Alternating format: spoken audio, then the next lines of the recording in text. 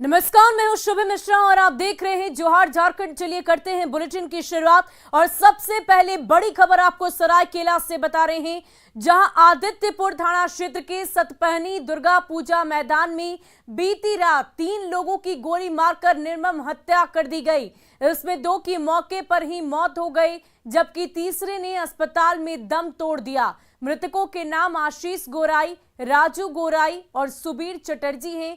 बताया ये जा रहा है कि अपराधी शेरू और छोटू यादव ने गोली चलाई। पुलिस इसे गैंगवार से जोड़कर देख रही। पूरे मामले की जांच का जिम्मा एसपी ने खुद संभाल लिया है। मृतक राजू गोराई के भाई किशन के मुताबिक वे लोग सतबहनी मैदान में पार्टी कर रहे थे और इसी दौरान गाड़ी में सवार होकर लोग पहुंचे और तीनों को गोली मार दी। इसके बाद मौके से फरार हो गए। आपको बता दें कि आदित्यपुर थाना क्षेत्र में अपराधियों के हौसले बुलंद हैं, जहां हर 15 दिन में अपराधी किसी न किसी घटना को अंजाम देकर पुलिस के सामने एक बड़ी चुनौती पेश कर रहे हैं और पुलिस उन पर लगाम लगाने में नाकाम साबित हो रही। तो ये बड़ी खबर आपको बता रहे हैं सरायकेला से, जहां 3 लोगों की निर्मम हत्या कर दी गई है और इस पूरे मामले को गैंगवार से जोड़कर देखा जा रहा। तीनों भाई फील्ड में बात कर रहा था, वो लोग आया, वो लोग से बात करने लग गया। आशीष को ले गया साइड तरफ, उसको जब मारा तो ये लोग भागने लगा। ये लोग को दोनों को मार। आशीष और भी लोगों का संगी साथी है, बस हमारे भाई तो कुछ भी नहीं है, सुबह भी कुछ नहीं है। आशीष लोगों का संगी साथी था, कुछ हुआ होगा पता नहीं। 2 दिन पहले कुछ हुआ था उन लोगों के बीच, वही चक्कर में उन लोगों को उसको मारने आया था, लेकिन साथ में लोगों को मार। 3 लोगों को गोली लगी है। गोली लगने की वजह से मृत्यु हुई है। कौन किया है, क्यों किया है, उसके रिगार्डिंग अभी जांच जारी है। सतवाहिनी एरिया जांच कर रहे हैं आप? जी, हम लोग जांच कर रहे हैं, उसी में जुटे हुए हैं। जो भी क्लू लगेगा उसको आगे वेरीफाई किया जाएगा। उनका नाम राजू गोरई, आकाश गोरई और सुबीर चटर्जी, आशीष गोरई। और गिरिडीह में इन दिनों अवैध बालू उत्खनन और बिना चालान के ट्रांसपोर्ट के खिलाफ टास्क फोर्स की कार्रवाई जारी है, लेकिन गांवा प्रखंड में कार्रवाई के नाम पर पुलिस टीम की ओर से इसका दुरुपयोग किया जा रहा। आरोप है कि गिट्टी और बालू लदे गाड़ियों को पुलिस वाले पैसे देकर छोड़ दे रहे हैं और अगर जो पैसे नहीं देते उसे पकड़ लिया जा रहा। इसी तरह कार्रवाई के नाम पर पुलिस की ओर से गिट्टी लदे हाईवा को रोका गया और 10,000 रुपए की मांग की जा रही थी। अंत में मोलभाव के बाद 5,000 रुपए पर बात फाइनल हुई, लेकिन जब मीडिया की टीम वहां पर पहुंची तो पुलिस ने हाईवा को जब्त कर लिया। इधर पूरे मामले पर पुलिस ने चुप्पी साध ली है। किस लिए गिरवा रहे थे? किस लिए? घर प्रधानमंत्री आवास है। हाँ ये सर।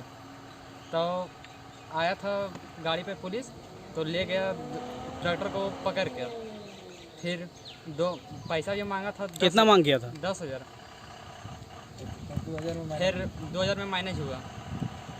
के थे ऑफिसर में? मुर्मू सर और लोकल ड्राइवर बरसाती। हाँ, पैसा लिया था बरसाती। और अब हादसे की ऐसी खबर आपको दिखाएंगे जिसे देखकर आपकी सांसें थम जाएगी। हादसे की यह तस्वीर रामगढ़ रांची मेन रोड के पटेल के पास की है, जहां एक बेकाबू ट्रेलर सड़क से उतर गया और आगे खड़े बुलडोजर में जोरदार टक्कर मारते हुए एक दुकान में जा घुसा, जिससे दुकानदार नरेश ताऊ की मौके पर ही दर्दनाक मौत हो गई। तस्वीरों में आप साफ तौर पर देख सकते हैं कैसे एक बेकाबू ट्रेलर अपनी बाईं तरफ सड़क से उतरकर पहले आगे खड़े बुलडोजर में जोरदार टक्कर मारता है और एक दुकान में जा घुसता है। इस दौरान ट्रेलर के केबिन के भी परखच्चे उड़ गए, जिसमें ड्राइवर और उसका साथी गंभीर रूप से जख्मी हो गया। हादसा कितना भीषण था, वहां पर उठे धूल के गुब्बार को देखकर समझा जा सकता है। हादसे के बाद करीब 3 घंटे तक पूरी तरह सड़क जाम रहा।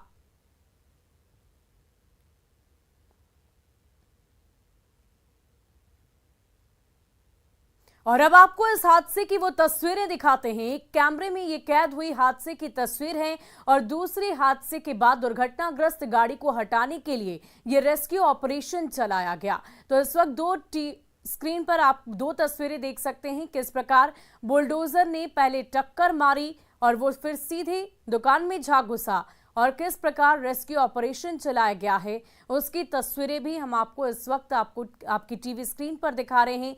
काफी देर तक ये रेस्क्यू ऑपरेशन चला और उसके बाद वहां से इन सभी चीजों को हटाया गया है, लेकिन दुकानदार की इस पूरे मामले में दर्दनाक मौत हो गई।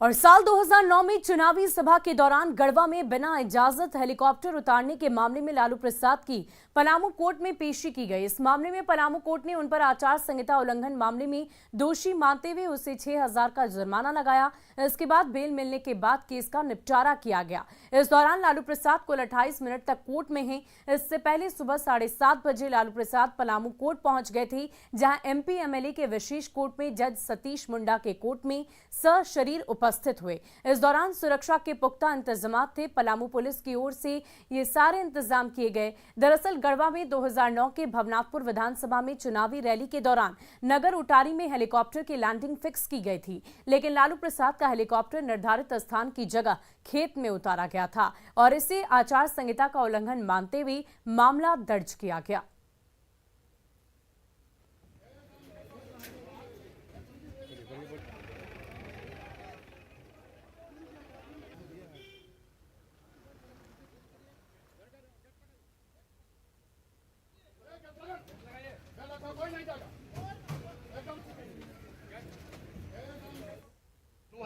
का यह केस था जो गढ़वा में गोविंद हाई स्कूल में जो हेलीकॉप्टर प्रचार सभा में आए थे, यही केस हुआ था। उसी में एक आदर्श आचार संहिता का केस हुआ था और उसी केस में यहाँ पर श्री एस.के. मुंडा साहब के कोर्ट में उपस्थित हुए थे और यहाँ पर उपस्थित होने के पश्चात सारा केस का सुनवाई हुआ। सुनवाई के पश्चात जो सेक्शन था, सेक्शन में सुनवाई के पश्चात जो फाइन की राशि थी उसको जमा करने के बाद केस को डिस्पोज ऑफ कर दिया। कितना फाइन लगा? मात्र 6,000 रुपया।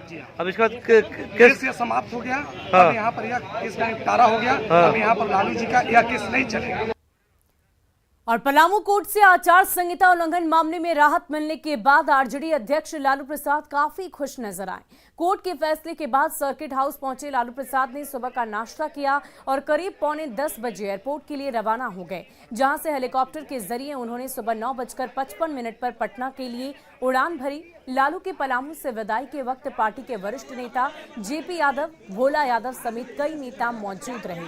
सर्किट हाउस से चियांकी हवाई अड्डे जाने के दौरान लालू प्रसाद ने मीडिया के सवालों पर चुप्पी साध ली और किसी भी सवाल का जवाब नहीं दिया।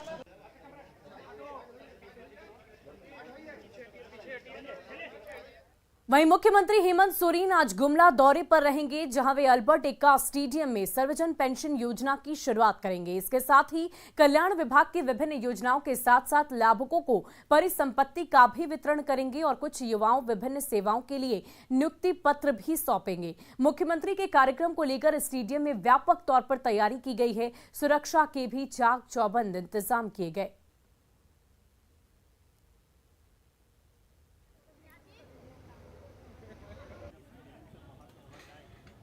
गुमला जिले के लिए आज बहुत बड़ी खुशी का दिन का बात है। आज सूबे के मुख्यमंत्री हेमंत सोरेन गुमला आने वाले हैं।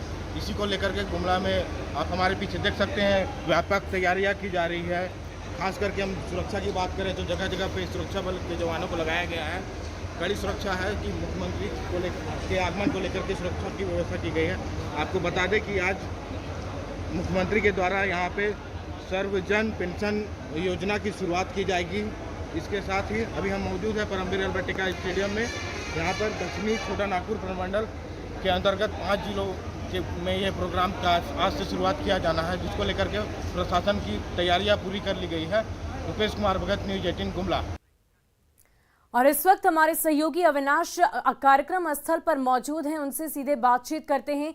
अविनाश, क्या कुछ तैयारियां हैं, किस प्रकार से पुख्ता इंतजाम किए गए हैं, क्या क्या तैयारियां की गई है?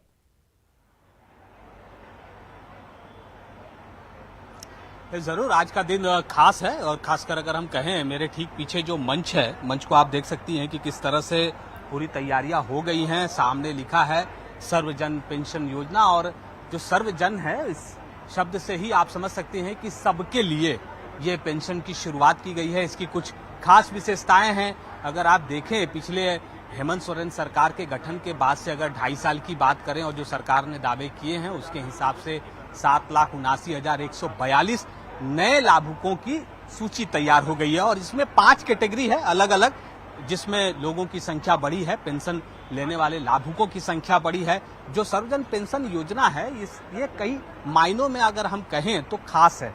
खास इस मायने में भी कि पहले जब लोग पेंशन के लिए अप्लाई करते थे, आवेदन देते थे, तो एपीएल की बात हो, बीपीएल की बात हो, कई तरह के कागजात की बात हो, ये सारी चीजों में कहीं ना कहीं मामला फंसता था। जो कागजी प्रक्रियाएं हैं उसके कारण शायद लाभुक को समय पर लाभ नहीं मिल पाता था। लेकिन इस सर्वजन पेंशन योजना में बहुत सारी चीजों को अब खत्म कर दिया गया है। वोटर कार्ड के आधार पर इस योजना का लाभ लाभुक ले सकेंगे। एक और जो खास बात है, हर एक महीने के 5 तारीख को जो लाभुक हैं उनके खाते में ये पैसे चले जाएंगे। 1000 रुपए जाने हैं। आप समझ सकती हैं कि जो ग्रामीण इलाके हैं, उन ग्रामीण इलाकों की अगर हम बात करें तो वहां रहने वाले लाभुकों के लिए 1000 रुपए बहुत महत्व रखते हैं। इस वक्त आप देख सकते हैं सामने में कुछ अधिकारी, जो डीसी से लेकर बाकी जो अधिकारी हैं, वो निरीक्षण कर रहे हैं कार्यक्रम स्थल का, क्योंकि बहुत समय नहीं बचे हैं। अब से कुछ देर के बाद यहाँ मुख्यमंत्री सहित जो दूसरे अतिथि हैं, जो मंच पर जिस तरह से नाम अंकित किए गए हैं, चाहे वो अर्जुन मुंडा, अविनाश, लाभार्थियों की संख्या में बढ़ोतरी तो की गई है, लेकिन क्या आधार रखा गया है उनकी बढ़ोतरी को लेकर?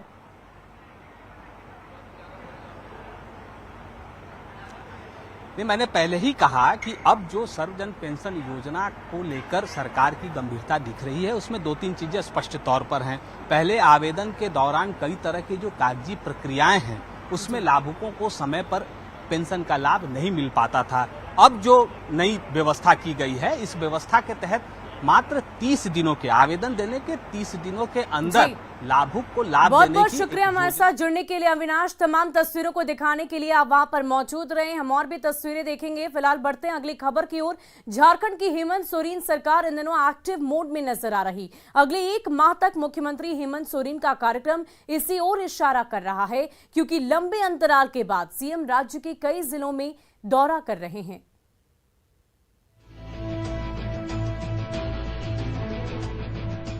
झारखंड के मुख्यमंत्री हेमंत सोरेन इन दिनों एक्टिव मोड में नजर आ रहे हैं। राज्य की जनता को सरकार के कामकाज और योजनाओं की जानकारी देने के लिए खुद मुख्यमंत्री हेमंत सोरेन दौरा कर रहे हैं। कोरोना संक्रमण काल के बाद ये पहला मौका है जब अगले 1 महीने तक मुख्यमंत्री के कार्यक्रम की लंबी फहरिस्त तैयार की गई है। सीएम के कार्यक्रम पर नजर डालें तो गुमला, दुमका और चतरा जिले में सर्वजन पेंशन एवं ग्रीन राशन कार्ड योजना कार्यक्रम, हजारीबाग और घाटशिला में केसीसी शिविर में कार्यक्रम, लोहरदगा में बिरसा हरित ग्राम योजना कार्यक्रम, गिरिडीह में पारा शिक्षकों और गढ़वा में पुलिस कर्मचारी संघ से संवाद, रांची में फूलो झानो आशीर्वाद योजना कार्यक्रम, रांची में ओल्ड पेंशन स्कीम और निजी क्षेत्र में नियुक्ति, साहिबगंज के भोगनाडीह और खूंटी के उलिहातू में आंदोलनकारी प्रमाण पत्र का वितरण। वहीं सरकार के मंत्री सीएम के इस कार्यक्रम से उत्साहित दिख रहे हैं। जो भी सरकार कोई भी काम करती जनता के लिए, उसको भी लोगों के बीच में रखना है कि हमारा सरकार बनने के बाद 2 साल कोरोना महामारी में हम ज़्यादा आपसे जुड़ नहीं पाए हैं। अब कोरोना महामारी थोड़ा घट गया या नहीं का बराबर है।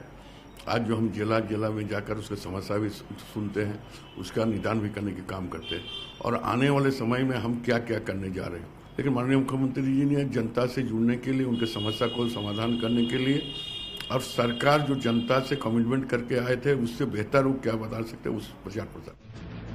खदान लीज से लेकर शेल कंपनी के मामले में कल तक बैकफुट पर चल रही हेमंत सरकार के अचानक फ्रंट फुट पर आ जाने से बीजेपी भी आश्चर्यचकित है और इसे मुद्दे और मुख्यमंत्री पर लग रहे आरोपों से लोगों का ध्यान भटकाने की रणनीति बता रही है। दरअसल माननीय मुख्यमंत्री जी खुद आरोपों से घिरे हैं, उनके परिजन आरोपों से घिर गए हैं और इससे ध्यान भटकाने की कोशिश है। माननीय मुख्यमंत्री के ऊपर खुद के माइनिंग लीज लेने का आरोप है, उनके परिजनों के ऊपर जमीन आवंटन करने का आरोप है, नियम कानून को किनारे करके। तो इन तमाम चीज़ों से जनता का ध्यान हटकाकर एक नया एजेंडा और एक नई चर्चा की शुरुआत करने की। मुख्यमंत्री हेमंत सोरेन के इस दौरे में राज्य सरकार के द्वारा संचालित योजना का प्रचार प्रसार केंद्र बिंदु में है। वहीं सरकार की कोशिश सुस्त पड़े राज्य के अधिकारियों को एक्टिव करना भी है, क्योंकि हाल के दिनों में मुख्यमंत्री हेमंत सोरेन ने अधिकारियों को योजनाओं को धरातल पर उतारने का टास्क भी दिया है। न्यूज़ 18 के लिए रांची से अविनाश की रिपोर्ट। और आइए अब देखते